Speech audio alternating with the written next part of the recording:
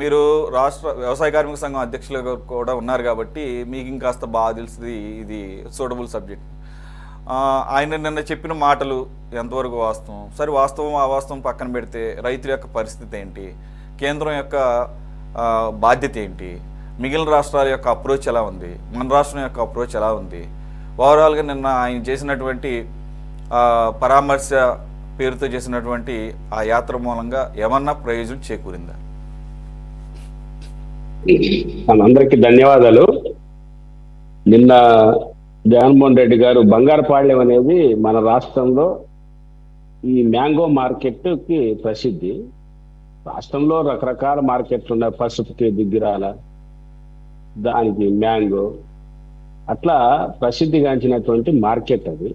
కానీ నేను వెళ్ళారు, ఏదో కోడి ఆలస్యంగా అయినట్లు. మామూలుగా అయితే మే 15 నుంచే ఇది స్టార్ట్ అవుతుంది. ఈ స్టార్కి పీక్ స్టేజ్ ఈ పాటికి కొనుగోలు అయిపోతాయి. ఎందుకంటే ఇవి మన సార్ చెప్పినట్టు తోతాపూరి అనేది మన రాష్ట్రంలో దాదాపు 7 నుంచి 10 లక్షల టన్నులు ఉత్పత్తి అవుతుంది. ఇది మేజర్ సింహభాగం చిత్తూరు, ఉమ్మడి చిత్తూరు జిల్లాలోనే. సార్ చెప్పినట్టు రాయచోటి ఆ ప్రాంతంలో ఇది ఉండదు తోతాపూరి, అక్కడ ట్రైన్ కూడా లేదు. ఇది తోతాపూరి ఎక్కువ అత్యంత భాగం పలమనేరు నుంచి కుప్పం ఆ సైడు ఈ పంట ఎక్కువ పడుతుంది. అది దీన్ని ఎక్కువ ఉపయోగించేది జ్యూస్, మ్యాంగో జ్యూస్కి దీన్ని ఉపయోగిస్తారు. అందుకోసమే ఆ ప్రాంతంలో సుమారుగా 52, 55 ఈ కొనే జ్యూస్ ఫ్యాక్టరీ కూడా ఉన్నాయి అక్కడ ఆ ప్రాంతంలో. మొన్న వ్యవసాయ మంత్రి కూడా వెళ్ళొచ్చారు. కానీ ఈ సంవత్సరం మాత్రం ఉత్పత్తి పెరిగింది, ధర కూడా బాగా పడిపోయింది అన్నమాట వాస్తవం. దాన్ని అంగీకరించాలి. ఇప్పుడు గవర్నమెంట్ మన రాష్ట్రంలో 12 రూపాయలకు కొంటుంది అనేది ఇప్పుడు 8 నుంచి కొంటుంటే 4 రూపాయలు సబ్సిడీస్ కొంటుందని చెప్పి. కానీ 2 రూపాయలకు 3 రూపాయలకు కూడా కొనేవాళ్ళు లేక ఈరోజు జగన్మోహన్ రెడ్డి ముందు పోతున్నాడు కాబట్టి ఆ వెహికల్ అవి చూస్తుంటే న్యాచురల్ గా కాకుండా ఏదో కనపడుతుంది. దాన్ని వేరే పక్కన పెడదాం. కానీ తిరుపతిలో 15 రోజుల క్రితం ఒక రైతు, మామిడి రైతు, పంట లేక మామిడి తోటని నరికేపిచ్చాడు. ఆ బాధ భరించలేక అన్ని పత్రికల్లో చూసింటారు, మీడియాలో కూడా చూసింటారు.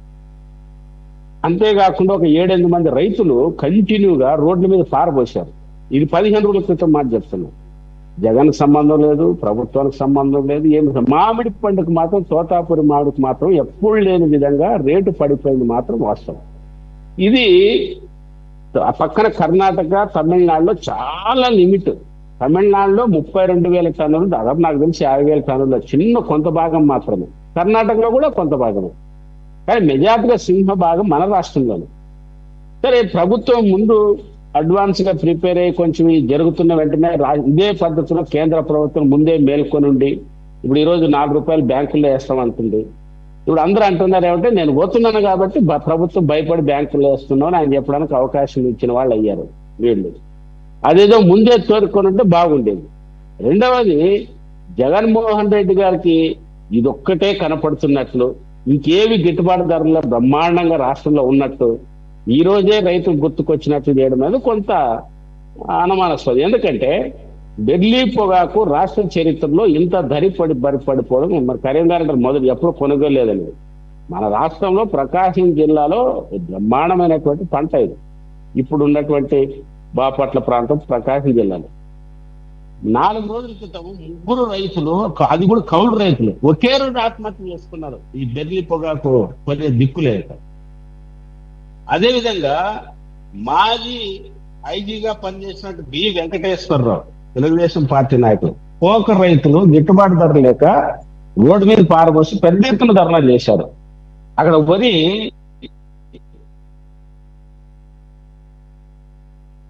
కొనుగోలు కేంద్రాలు లేక బాపట్ల దగ్గర నుంచి ఎక్కడి నుంచో రైతులు వస్తుంటే ఆ దళారీలు కొని అక్కడ వాళ్ళకి ఎవరికైతే కూపన్స్ ఉన్నాయో వాళ్ళకి మాత్రమే, అంటే వార్తలు వచ్చింది, తెలుగుదేశం వాళ్ళకి మాత్రమే కొనుగోలు చేశారు. ఇక రైతుల నుంచి 1500 కొంటే ఉదాహరణ చెప్తున్నాను.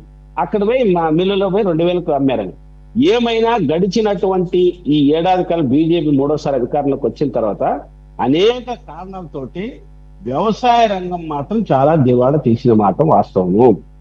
ఈరోజు యూరియా భారతదేశ వ్యాప్తంగా మన సమశీతోష్ణ దేశం కలిగినటువంటి భారతదేశంలో యూరియా అనేది అత్యంత అవసరం. యూరియా కూడా దొరకని దుస్థితి ఈరోజు మన దేశంలో ఉంది.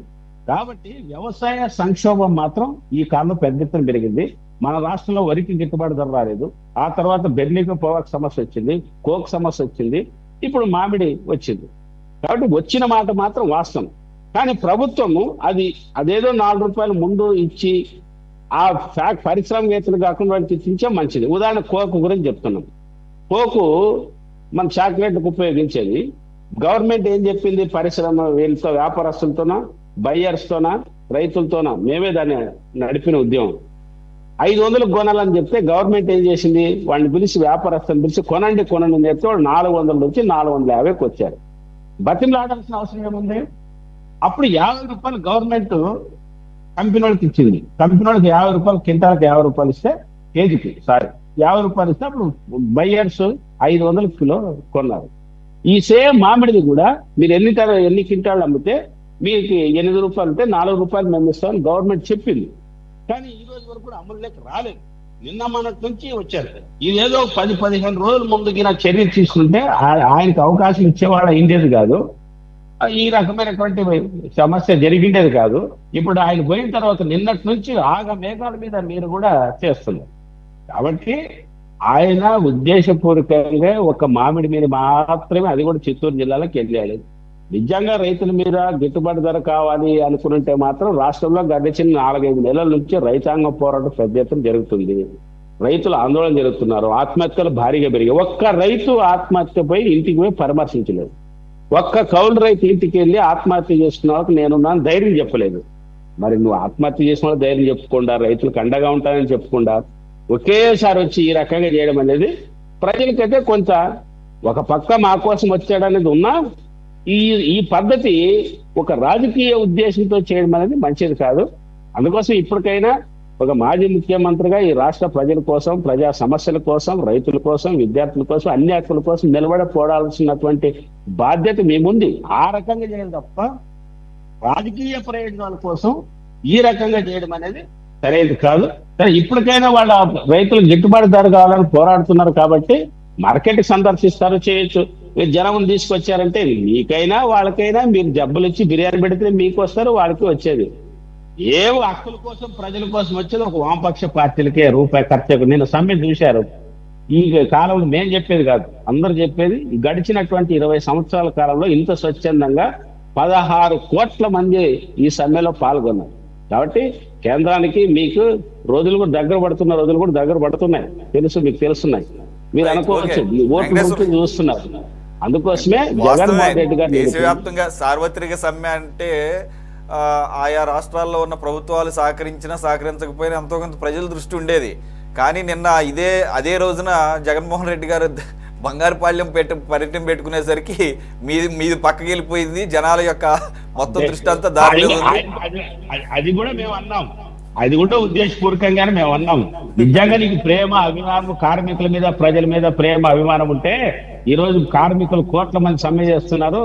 ఆ సమ్మెకు మా జగన్ వైసీపీ కార్మిక వర్గం కూడా సపోర్ట్ చేస్తుంది. మేము అన్నాం నిజంగా ప్రజాపక్షపాతతో ఆ పని చేసిండాలి.